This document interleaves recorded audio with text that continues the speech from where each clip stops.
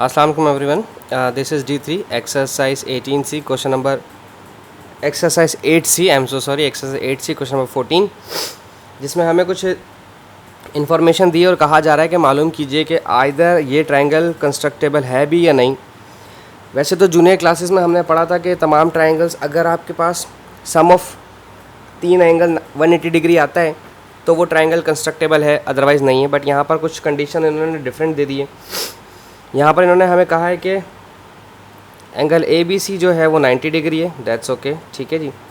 और angle ACB जो है वो है 35 डिग्री, और कुछ साइड्स गिवन है which is AB 6 centimetre obviously, और BC आई गेस 8 सेंटीमीटर दिए। देखें, अगर हम जूनियर्स होते या क्लास 6-7 के अंदर होते तो हम इस लॉ को फॉलो ना करते जो मैं अब करवाऊँगा। हम कौन सा लॉ फॉलो करते?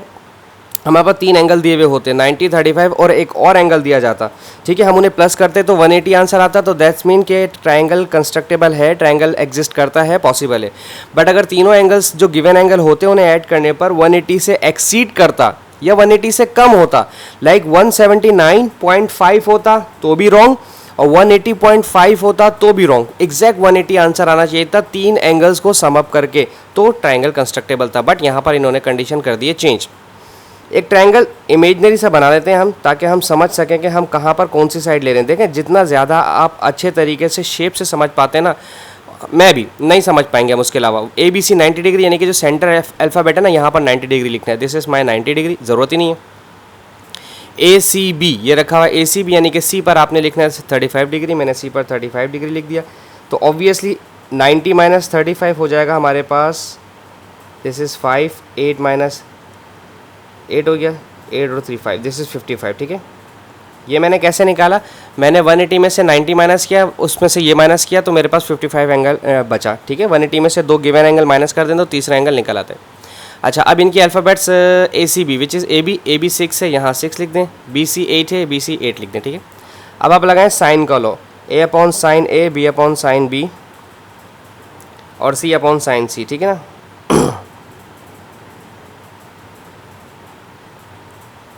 सही।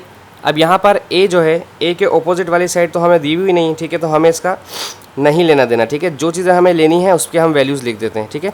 साइन B 90 डिग्री है, साइन C 35 डिग्री है, तो मैं सॉरी साइन तो लिखा नहीं, और साइन A 55 डिग्री है, ठीक है। लेकिन चूँकि साइन A के ऑपोजिट वाली साइड नहीं पता, इसलिए इसको छोड़ दीजिए, ये मत लीजिए, ठीक है। लिखवाया मैंने इसलिए ताकि मैं आपको समझा सकूँ कि हमने कौन से अल्फ़ाबेट्स लिए और क्यों लिए, ठीक है। अच्छा, B यानी कि B के ऑपोजिट 8 लिखा है तो आप यहाँ पर 8 लिखेंगे, और C के ऑपोजिट 6 लिखा है तो आप यहाँ पर 6 लिखेंगे। अब आप अपना उठाएँ कैलकुलेटर, कैलकुलेटर में लिखें 8 divide by sine 90, 8 divide by sine 90, so this is 8, ये एग्जैक्टली 8 आंसर आ रहा है, ठीक है, is equals to 6 divided by sine 35, so 10.46 आ रहा है, दिस इज़ 10.46।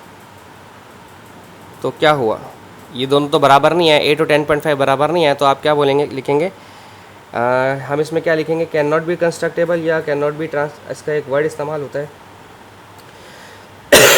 इन्होंने क्या पूछा है, पॉसिबल टू कंस्ट्रक्ट, तो लिख दें नॉट पॉसिबल टू कंस्ट्रक्ट, ठीक है।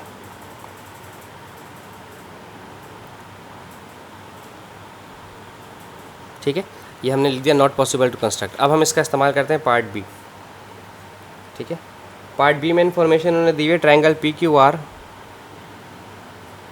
ठीक है। जो उन्होंने दिया हुआ वो इन्फॉर्मेशन लिख लेते हैं। मैं ट्रायंगल बना रहा हूँ, इसमें कोई 90 डिग्री है नहीं, इसमें कोई 90 डिग्री नहीं है, ठीक है। तो मैं ट्रायंगल बना लेता हूँ, जो इन्फॉर्मेशन है वो मैं शेप में लिख दूंगा, ठीक है जी। This is P, this is Q and this is R, सही है। P से Q दी हुई है इन्होंने 6 सेंटीमीटर, P से R इन्होंने कहा हुआ है 5 सेंटीमीटर, और PQR यानी कि Q वाला जो है वो दिया हुआ है 30 डिग्री, और PRQ, P से R, R से Q ये दिया हुआ है 36.9 डिग्री, ठीक है, 36.9 डिग्री, ठीक है। अब आपने यही वाले अल्फ़ाबेट्स लेने हैं, ठीक है।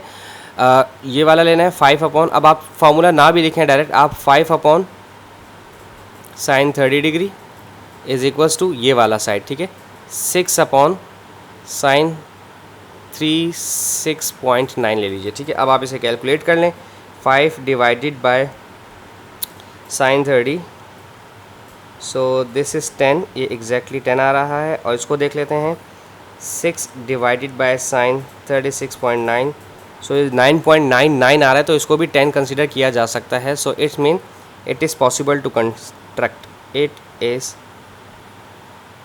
Possible to construct. ठीक है, अब मैं इसी के साथ इसका पार्ट सी और डी भी आपको करवा देता हूँ ताकि आसानी हो जाए हमें।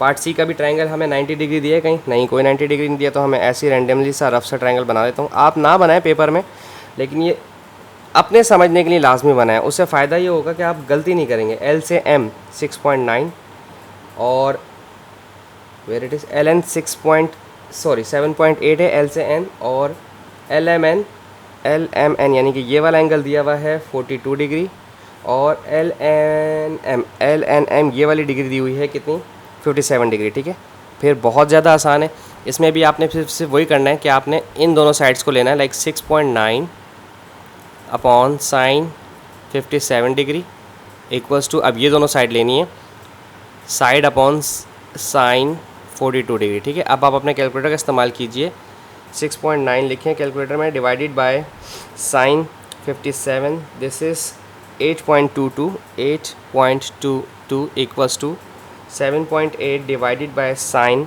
42, दिस इज़ 11.6, तो ये 11.656, तो ये पॉसिबल नहीं है, तो लिखेंगे it is not possible to construct. ठीक है, सही। अब आ जाए पार्ट डी के ऊपर। ठीक है, इसका पार्ट डी भी बहुत इजी है, देख लेते हैं क्या है। पार्ट डी में एक 90 डिग्री दिया हुआ है, तो हम भी एक 90 डिग्री बना लेते हैं ताकि हमें कन्फ्यूजन रह ना जाए। ठीक है, ये है जी एच के, एच पे 90 डिग्री, इसलिए मैंने एच सेंटर में लिखा है, और एच जी के ये वाला 60 डिग्री है, दिस इज 60 डिग्री, तो अल्टीमेटली 180 में से 90 और 60 माइनस करेंगे तो 30 डिग्री बचेगा, दिस इज़ 30 डिग्री। ठीक है, ये अल्टीमेटली हमें पता था। जी एच 6.4 और जी से के 12.8 और एच के की इन्फॉर्मेशन दी हुई नहीं। ठीक है, तो हमें सिर्फ ये दोनों चीज़ें और ये दोनों चीज़ें, इस 60 की ज़रूरत नहीं है। 12.8 divide by sine 90 degree equals to, ये वाली साइड्स लेंगे 6.4 डिवाइड बाय साइन 30 डिग्री। कुछ टीचर्स स्कूल में आप लोगों को साइन ऊपर लिखवाएंगे, तो आपने उसमें कन्फ्यूजन नहीं होना है। जैसा आपके टीचर्स फॉर्मेट लेके चलते हैं, आपने टीचर्स के फॉर्मेट को भी फॉलो करना होता है। बाज़ों का टीचर्स डिस्टर्ब होते हैं, वो अच्छा नहीं समझते किसी दूसरे के फॉर्मेट को फॉलो करना। आंसर आपका सेम ही आएगा, आप सिर्फ समझ लीजिए, फॉर्मेट टीचर का फॉलो कर लीजिए, कोई ऑब्जेक्शन नहीं है। अच्छा, मुझसे एक पूछा गया था कि क्या मुझे दूसरे फॉर्मेट से प्रॉब्लम होता है? नहीं, बिल्कुल भी नहीं। आई रियली एन्जॉयड कि मुझे दूसरे तरीके भी सीखने को मिलते हैं। तो it is possible to construct. ठीक है, it is possible to construct. ठीक है जी, thank you so much for watching my channel. इसके साथ ये सवाल ख़त्म होता है। अल्लाह हाफिज़, खुश रहिए।